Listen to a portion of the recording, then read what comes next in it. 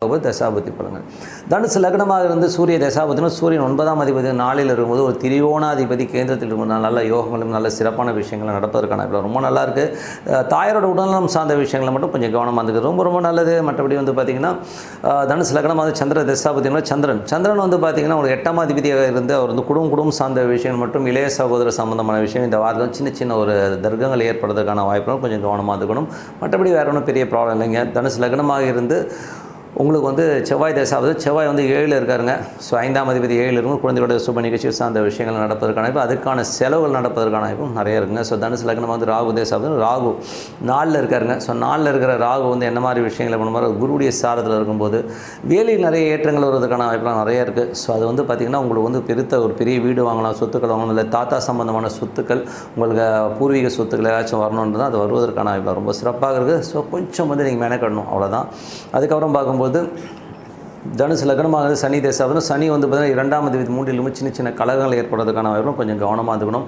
அதுவும் கொஞ்சம் எமோட்டாக இருக்கும். ஸோ அதுவும் கொஞ்சம் பார்த்து நடந்துக்குங்க. மற்றபடி வந்து பார்த்திங்கன்னா புதிய சொத்துக்கள் ஏதாச்சும் லோன் போட்டு வாங்கலாமாங்கிற எண்ணங்கள், பழைய சொத்தை விற்றுட்டு புது சொத்துக்கள், பழைய வண்டியை விற்றுட்டு புதிய வண்டி, இந்த மாதிரி விஷயங்கள் வாங்கலாமாங்கிற எண்ணங்களை கண்டிப்பாக இருக்கும். லோன் போட்டு வாங்குறதுக்கான வாய்ப்பு நிறைய இருக்குங்க. ஸோ தனுசு லக்னமாக வந்து புதன் தசாவது புதன் வந்து பார்த்திங்கன்னா உங்களுக்கு 7 மற்றும் 10ஆம் அதிபதி 4ல் இருக்கும்போது நல்ல விஷயங்களுங்க. ஒரு கேந்திராதிபதி கேந்திரத்திலேயே இருக்கிறதுனால நல்ல லாபங்கள் நல்ல ஏற்றங்கள் வருவதற்கான தொழில் ரீதியான விஷயங்கள் புதிய டெக்னிக் ரியல் எஸ்டேட் சார்ந்த விஷயங்கள் ரொம்ப சிறப்பாக இருக்கும்.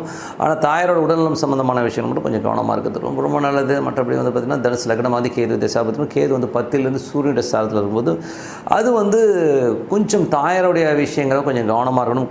கணவன் மனைவிக்கு நடுவில் வந்து தாயாரினால் ஒரு சின்ன சின்ன சிக்கல்களோ ஒரு டென்ஷன்ஸோ வர்றதுக்கான நிலபுலங்களில் வந்து சின்ன ஸ்ட்ரெஸ் வரதுக்கான வாய்ப்புகளும் கொஞ்சம் கவனமாக இருக்கணும்.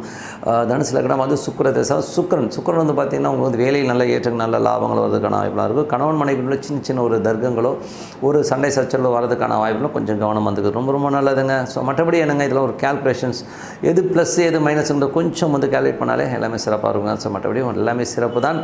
ஸோ இது வந்து அப்ளை பண்ணி பாருங்கள். அப்ளை பண்ணிங்கன்னா தான் ரெகுலராக இது அப்ளை பண்ணி பார்க்கும்போது நமக்கு வந்து இது கரெக்டாக வந்து பிடிபடும். ஸோ கண்டிப்பாக அப்ளை பண்ணி பாருங்கள். ஸோ இதை வந்து கொஞ்சம் ஃபாலோ பண்ணிக்கோங்க. ஏன்னா இந்த விஷயங்கள் வந்து நீங்கள் அலர்ட்டாக இருந்தீங்கனாலே ரொம்ப சிறப்பாக இருக்கும். மற்றபடி என்னங்க ஸோ எல்லாமே சிறப்பு தான்.